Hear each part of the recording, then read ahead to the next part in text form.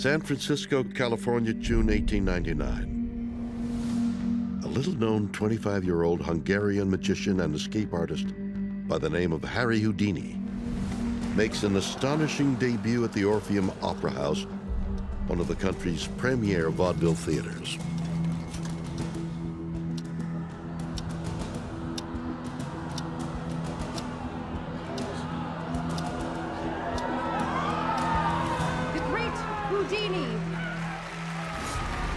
Houdini's father was a rabbi, and when he lost his job in Appleton, Wisconsin, the family moved to Milwaukee and later to New York.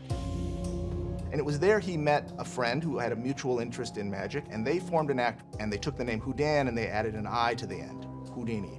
And that was really the beginning of his magic career.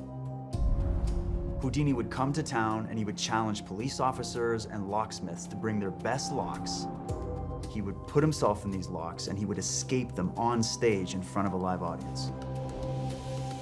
Houdini's real power and his gift was his showmanship, his presentation, his ability to mesmerize an audience, to connect with them.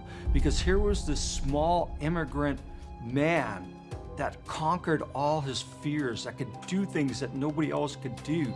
And so he would have this power over his audiences in a way that's never been achieved since.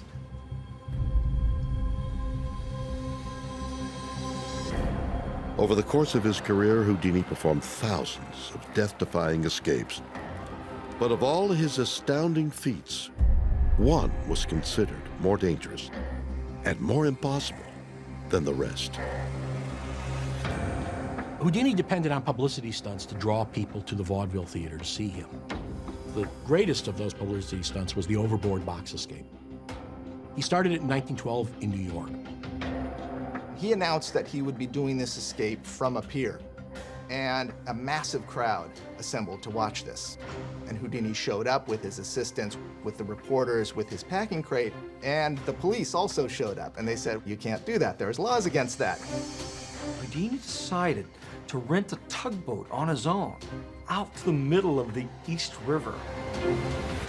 There, they started the process of locking him up in the handcuffs, locking him up in the leg irons, tying him up with the heavy rope, putting him inside this escape-proof wooden crate,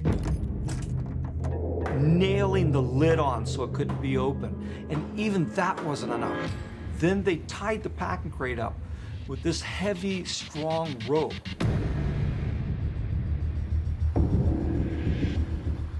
Because the box had a number of air holes all around it, and because it was weighted on the outside with 180 pounds of iron, it would quickly sink into the water would go inside of the box, and of course Houdini with it.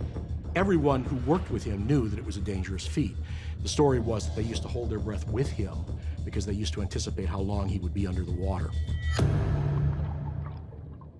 And about a minute later,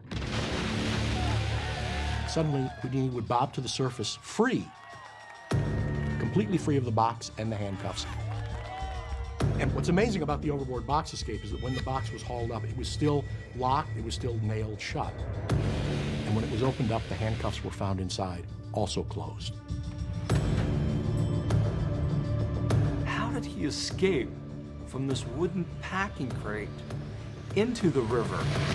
And nothing was touched, nothing was damaged, all in less than 60 seconds. That is beyond belief. It was indeed beyond belief. Over the next several years, Houdini would repeat this incredible escape countless times, and for audiences all over the world. How did he do it? It was such a great escape, and it mystified audiences everywhere. But Houdini had his skeptics. They wanted to expose him. They wanted to explain how he did it.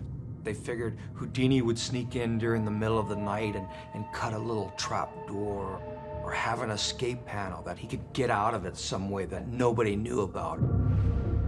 So let's just say, for the sake of argument, that he did use short nails or trick knots to escape his contraption.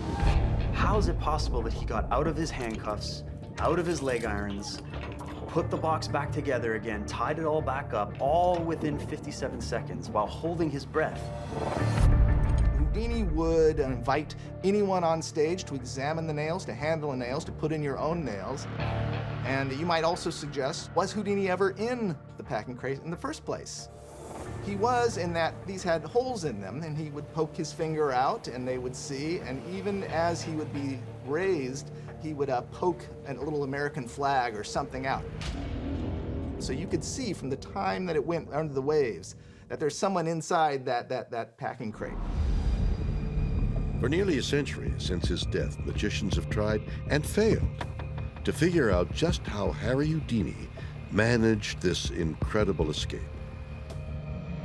But there are some who believe that the reason for their failure is simple. They never considered that Houdini was capable of performing real magic. One of Houdini's great friends was Arthur Conan Doyle, the author of Sherlock Holmes.